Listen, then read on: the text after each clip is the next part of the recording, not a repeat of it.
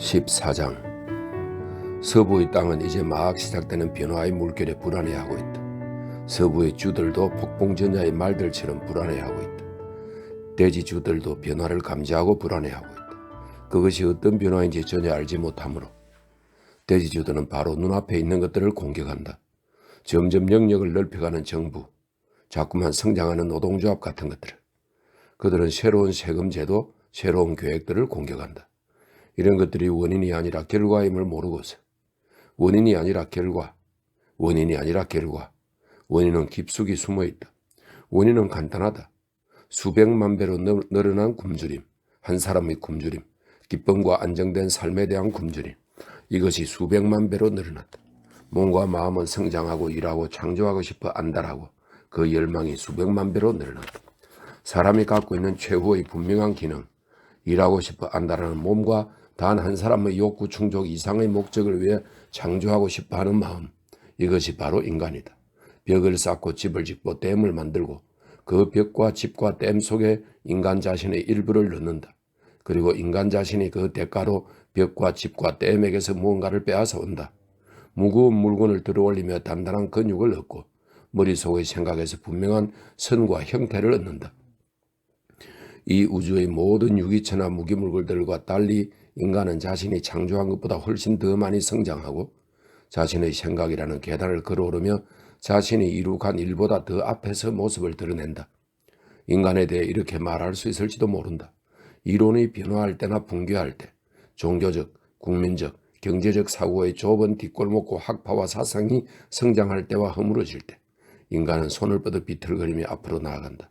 고통스럽게. 때로는 실수를 저지르기도 하면서 일단 앞으로 발을 내디딘 후 뒤로 미끄러질 수도 있지만 그래봤자 반발짝 물러설 뿐이다. 결코 한 발짝을 온전히 물러서는 법은 없다.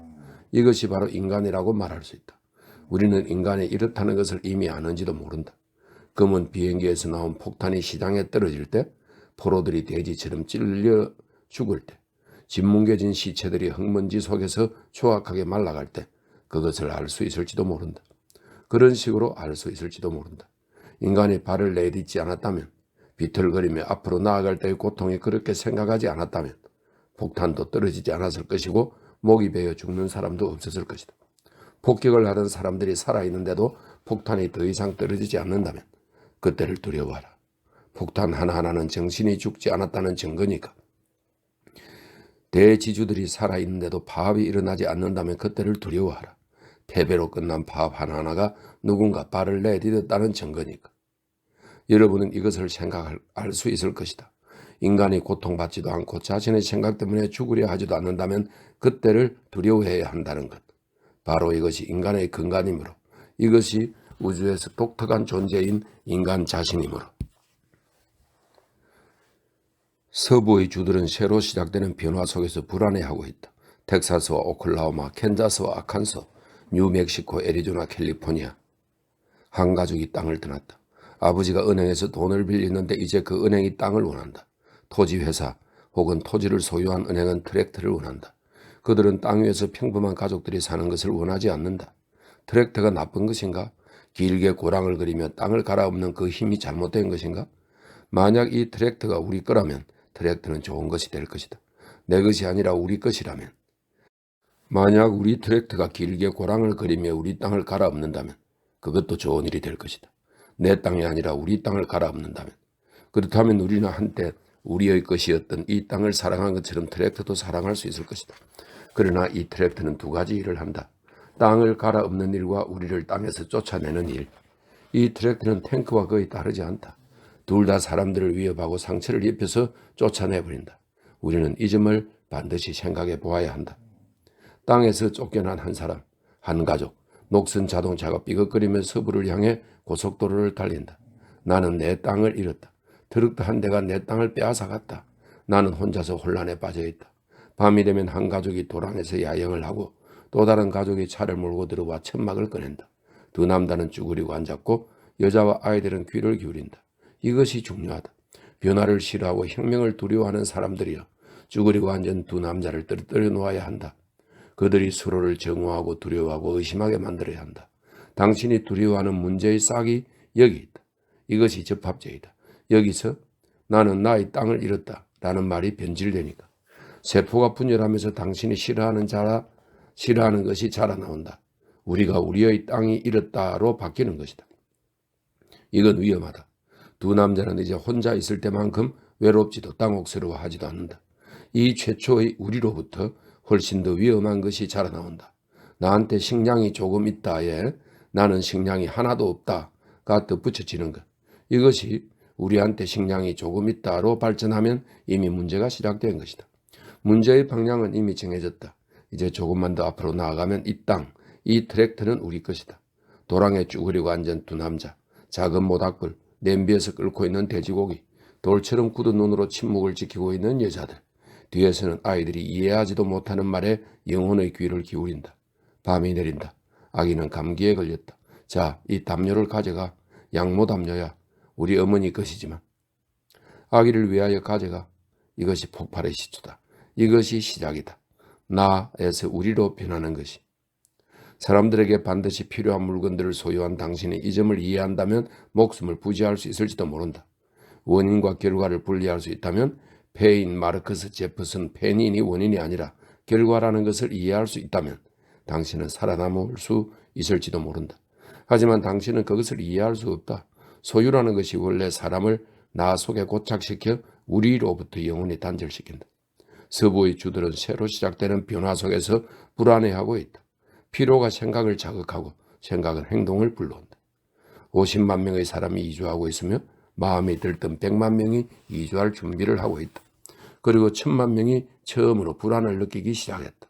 트랙터들은 텅 빈 땅에서 무수한 고랑을 파며 땅을 갈아엎고 있다. 15장 66번 도로를 따라 햄버거 판매점들이 있다. 엘과 수지의 집, 칼의 간이식당, 조와 미니, 윌 식당 등 판자와 막대기로 세운 흐름한 집들이다. 가게 앞에는 휘발유 펌프 2개가 있고 방충망 문, 긴 바, 의자, 발을 올려놓는 가로대 등이 있다. 문 근처에는 슬롯머신 3대가 있는데 3칸의 그림을 맞추면 쏟아져 나올 동전들이 유리너머로 보인다. 그 옆에는 동전을 넣게 되어 있는 축원기가 있고 레코더들이 파이처럼 쌓여 있다.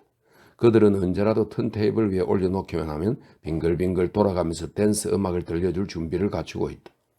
티피티피틴, 추억을 주어서 고마워, 빙 크로스비, 베니 굿맨, 카운터 한쪽 끝에는 뚜껑이 덮인 상자들이 있다. 목캔디, 슬리플리스라고 부르는 황산 카페인, 각성제, 사탕면, 담배, 면도칼, 아스피린, 감기약 등이다. 벽은 포스트로 장식되어 있다.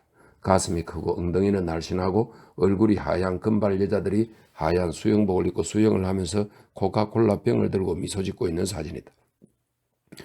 코카콜라를 먹으면 이런 기분이 된다는 얘기다. 긴 모기장, 소금, 후추, 겨자 등이 담긴 그릇, 종이 냅킨, 카운터 뒤에는 생맥주를 쏟아내는 꼭지가 있고 그 안쪽에서는 반짝이는 커피 메이커가 김을 토해낸다. 이 커피 메이커에는 커피의 양을 알려주는 유리 계기판이 있다.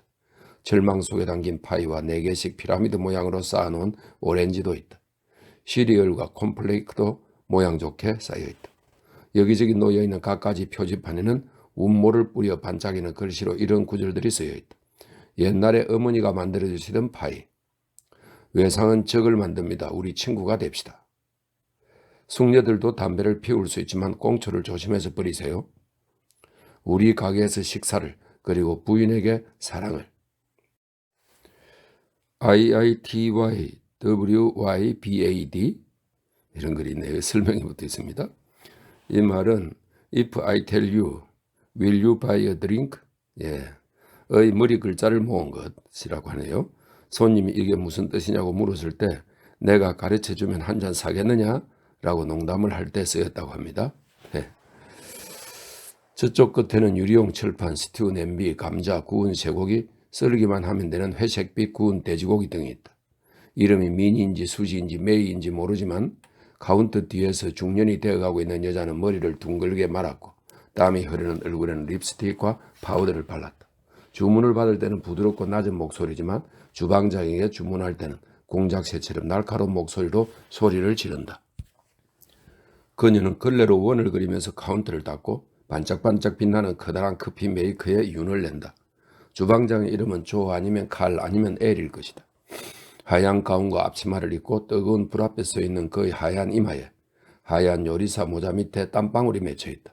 뚱한 표정으로 거의 말을 하지 않는 그는 주문이 새로 들어올 때마다 잠깐씩 고개를 든다. 그리고 철판을 닦고 햄버거 반죽을 철썩 내려놓는다. 그는 부드러운 목소리로 메이가 외친 주문의 내용을 되풀이하고 철판의 찌꺼기를 긁어내고 삼배로 철판을 닦는다. 그는 뚱하고 말이 없다. 메이는 중개자이다. 미소를 짓고 있지만 짜증이 나서 폭발하기 직전이다. 얼굴에는 미소를 짓고 있지만 눈으로는 다른 곳을 본다. 그러나 트럭 운전사들은 예외다. 그들은 이 가게의 중추다. 트럭이 멈추는 가게에 손님이 드는 법이다. 트럭 운전사를 속일 수는 없다. 그들이 손님을 데려오니까. 그들은 알고 있다. 그들에게 오래된 커피를 내놓으면 그들은 그 가게를 떠나버린다. 그들을 제대로 대접하면 그들은 그 가게를 다시 찾는다. 트럭 운전사들에게 메이는 온 힘을 다해 진짜 미소를 짓는다. 약간 앙탈을 부리면서 뒷머리를 손질한다. 팔을 들어 올리면 가슴이 위로 솟아오른 것처럼 보이기 때문이다. 그녀는 트럭 운전사들에게 인사를 하고 굉장한 얘기와 굉장한 농담을 던진다. 엘은 결코 말하는 법이 없다. 그는 손님들과 접촉하지 않으니까.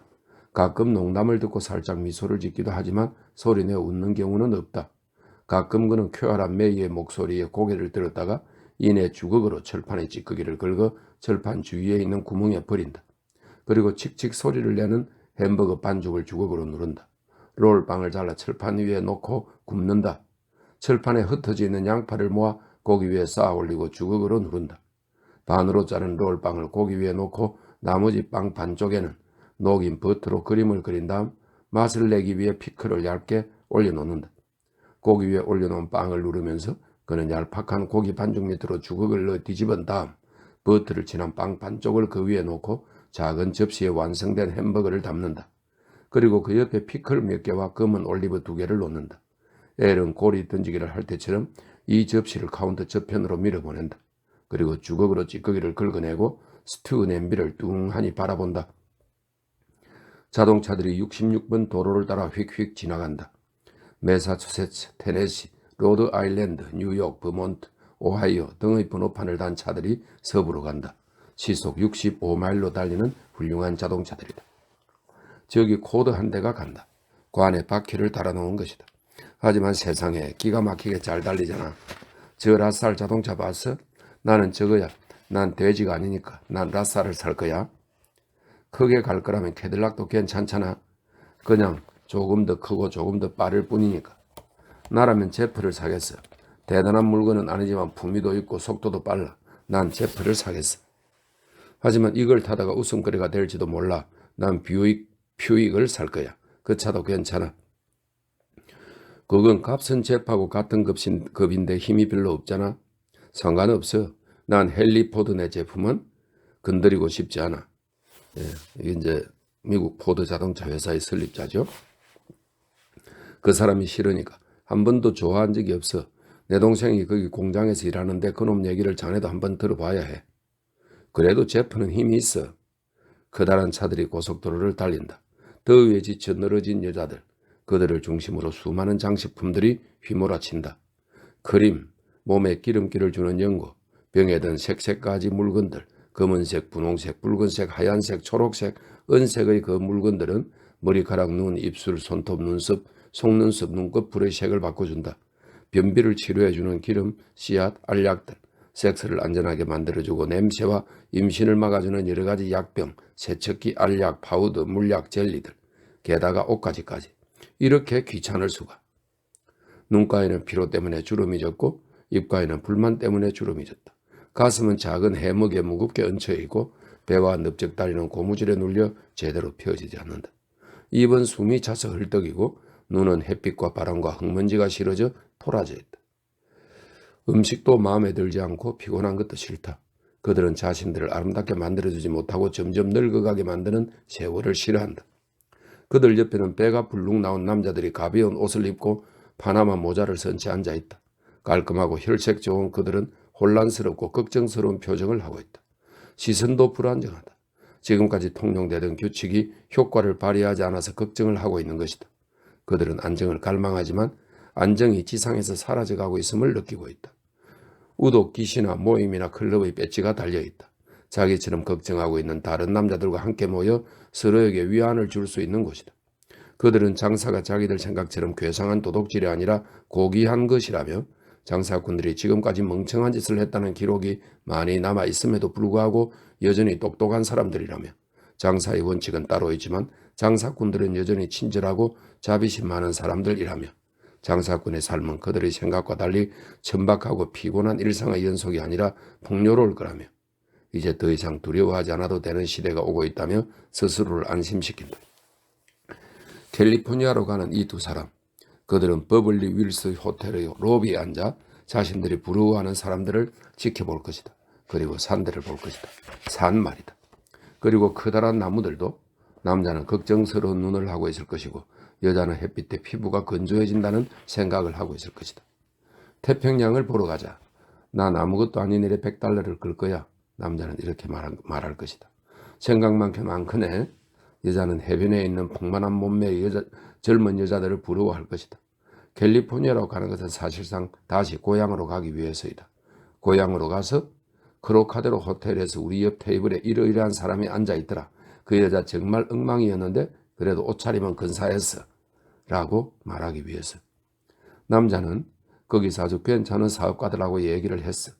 그 사람들 말이 지금 백악관을 차지하고 있는 친구를 쫓아내지 않는 한 가망이 없다고 하던데 라거나 그쪽 사정을 잘 아는 사람한테서 들은 얘기인데 그 여자 매독에 걸렸대.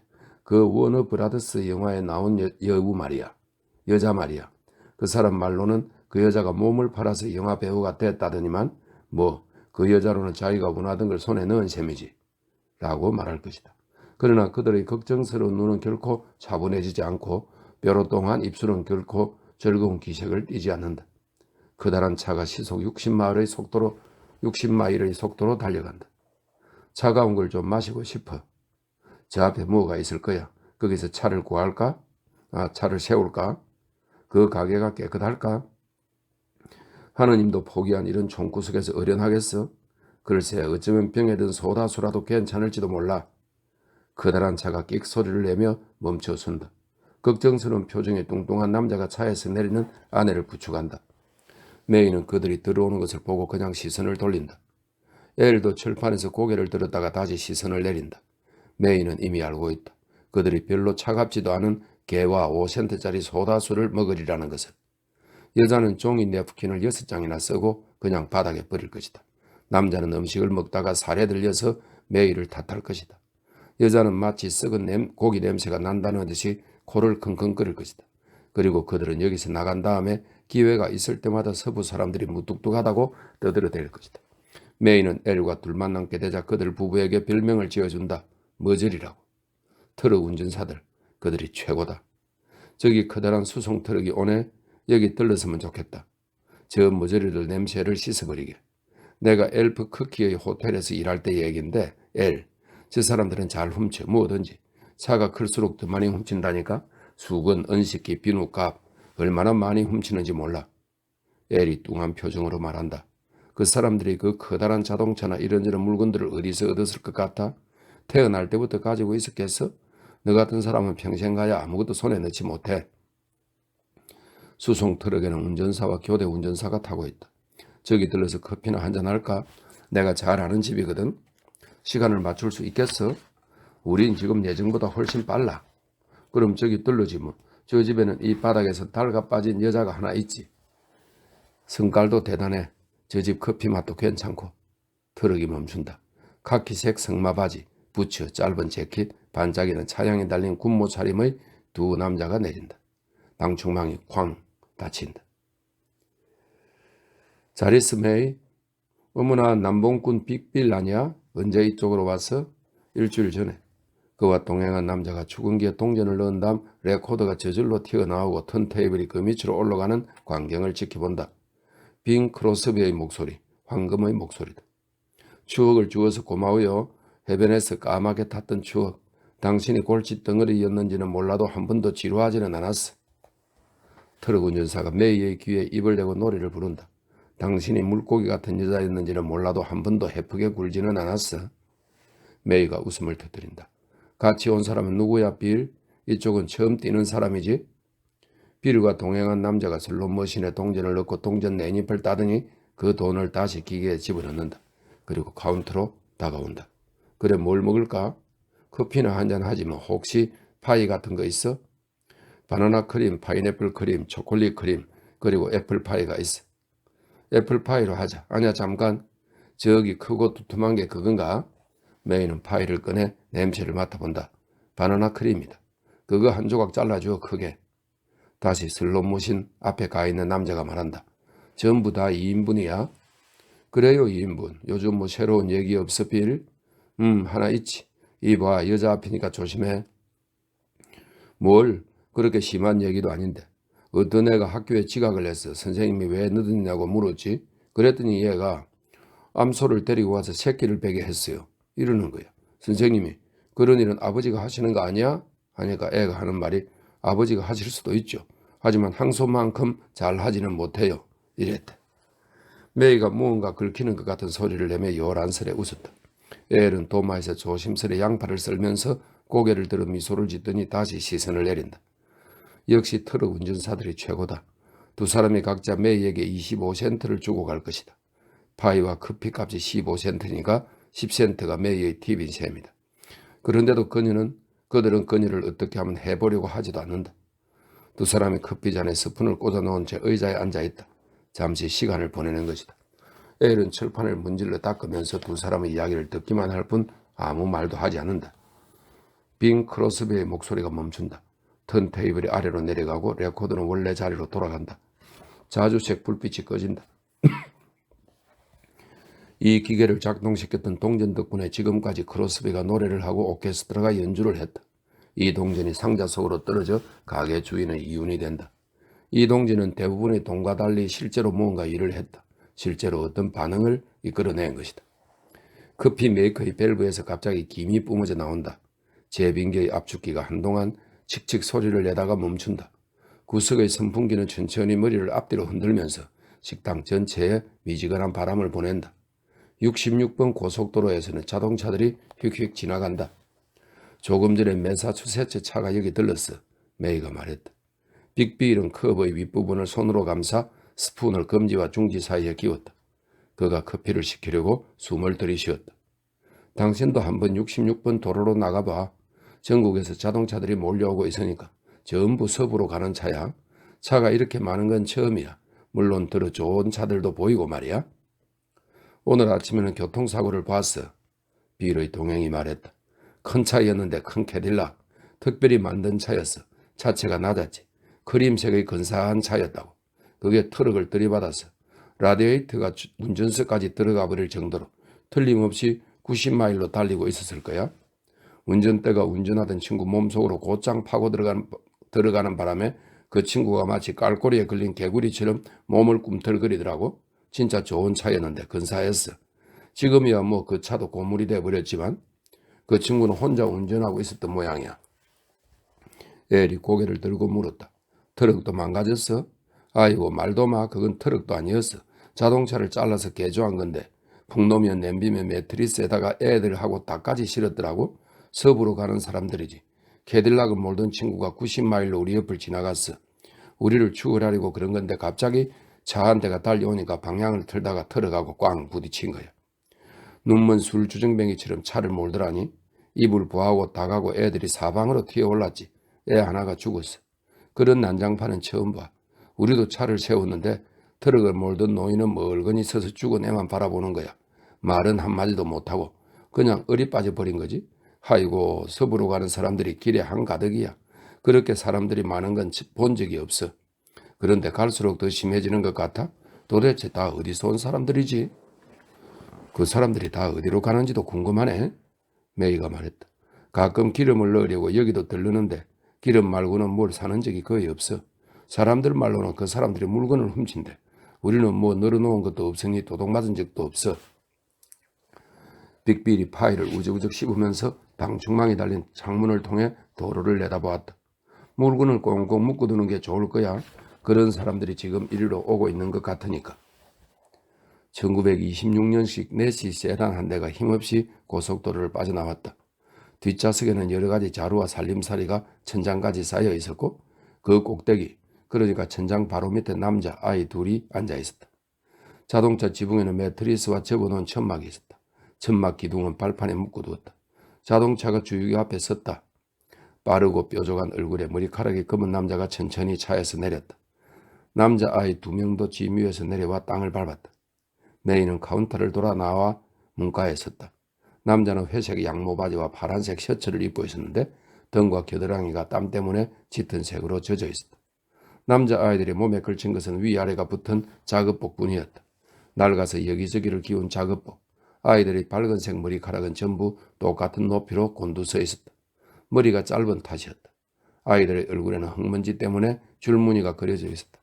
아이들은 호스 밑의 진흙 웅덩이로 곧장 가서 진흙 속에 발끝을 집어넣었다.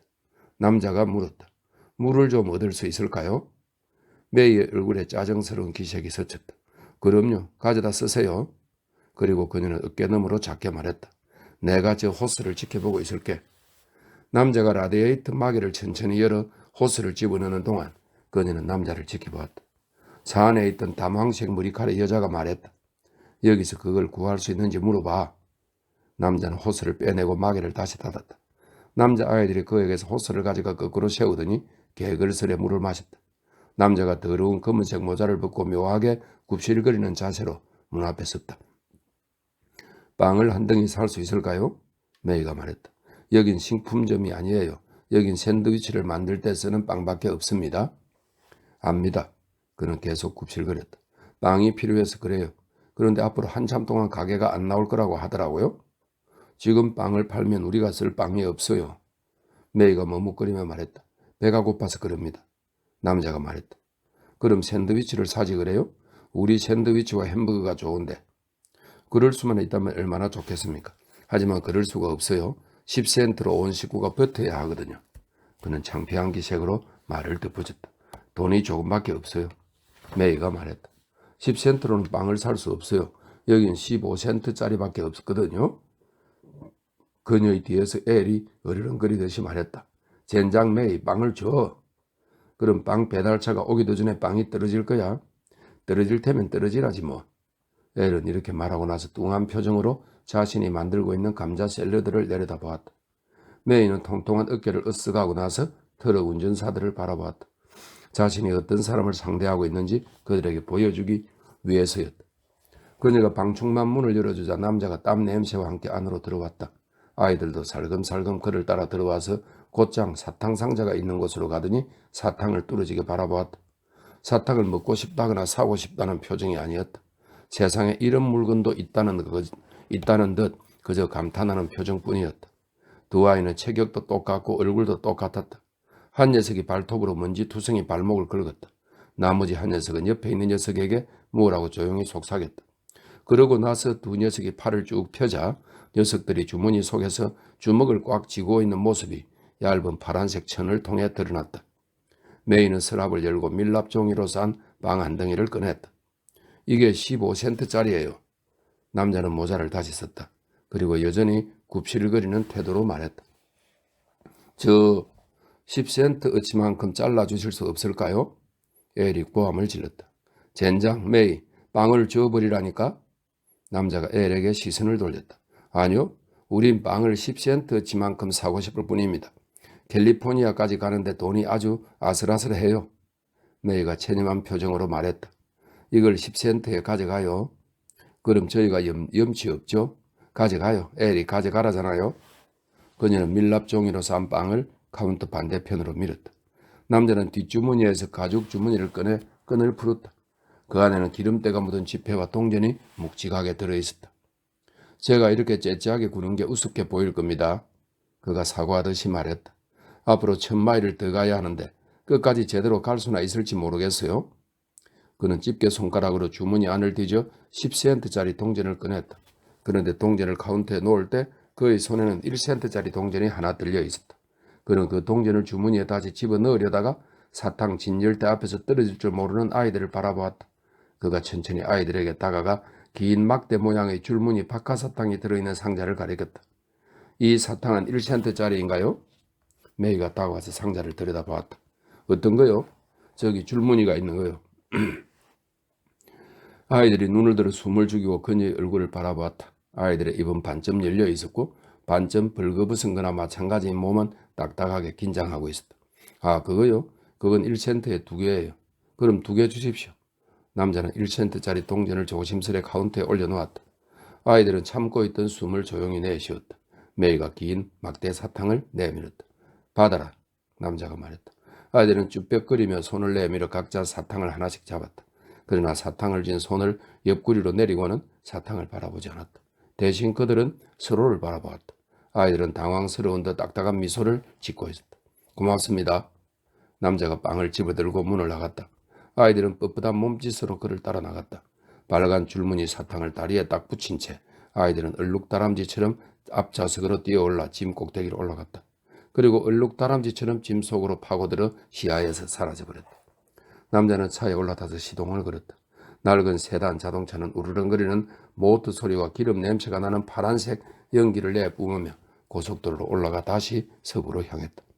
식당 안에서는 트럭 운전사와 메이와 엘이 그들의 뒷모습을 빤히 바라보았다. 빅빌이 빙글 뒤로 몸을 돌렸다.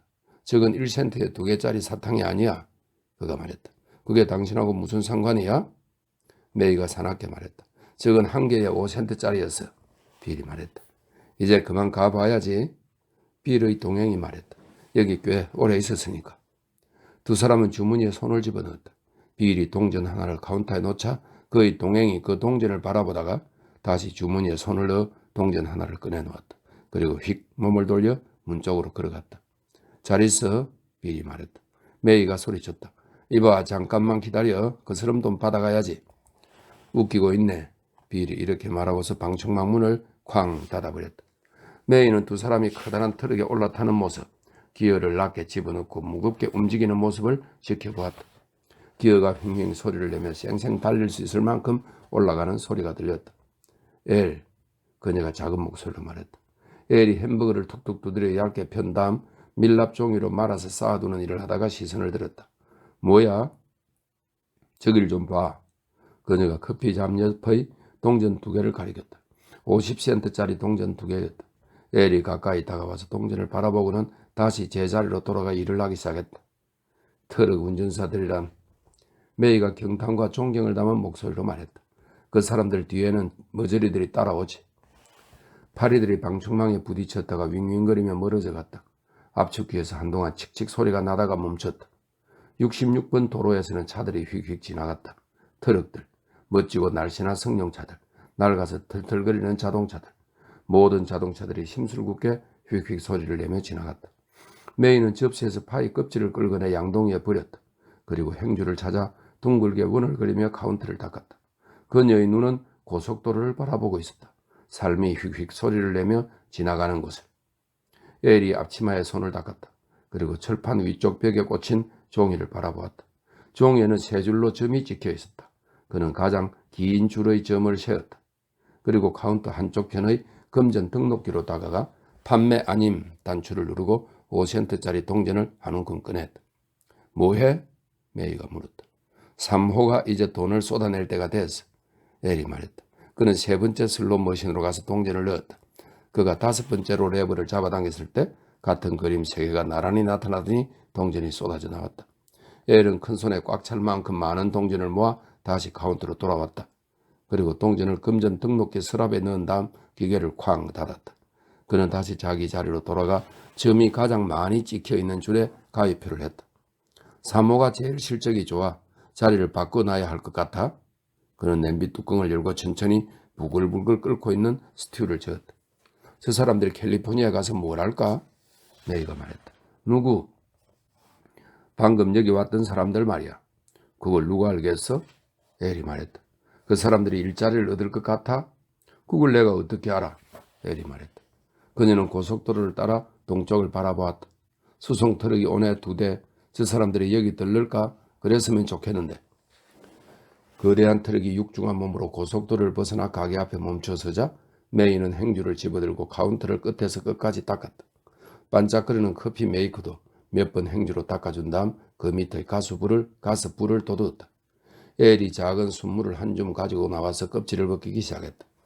문이 열리고 제복을 입은 트럭 운전사 2명이 안으로 들어오자 메이가 유쾌한 표정으로 그들을 맞았다.